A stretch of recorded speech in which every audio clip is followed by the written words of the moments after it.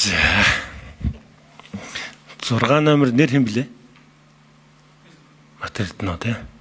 Ер нь улсын хурал гэдэг байгууллага төлөөлөх, оролцох, хууль батлах, хяналт тавих дөрвөн үндсэн л үүрэгтэй.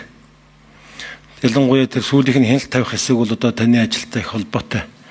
Тэгээ бид нар яагаад одоо сая Бат Эрдэнэ гишүүн ч ярьж байна. Бид нар яагаад ингэж яриад нөхлөөр бид нар ерөөсөө хаа газараа энэ хяналтаа тавих хариуцлага тооцох механизм байхгүй учраас өнөөдөр ийм болчиход байгаа.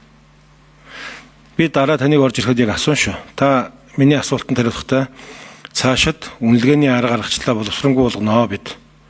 Хүний нөөцөө доктортой байдлаа хангаж хүмүүсээ чадахжуулнаа. Тэр Канадын нэг төсөлд явж байгаа юм шиг байна.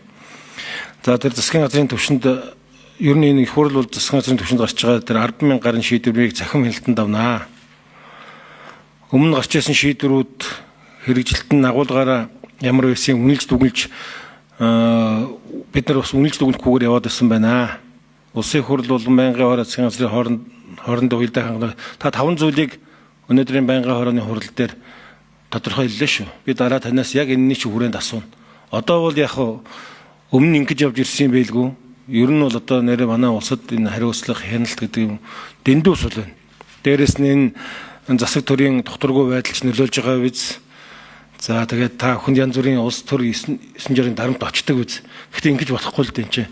Энд уг нь одоо улс орны улсын хурлэгч одоо улс орны ирээдүйг зурдаг байгууллага бодлогын гол шийдвэрүүд гардаг.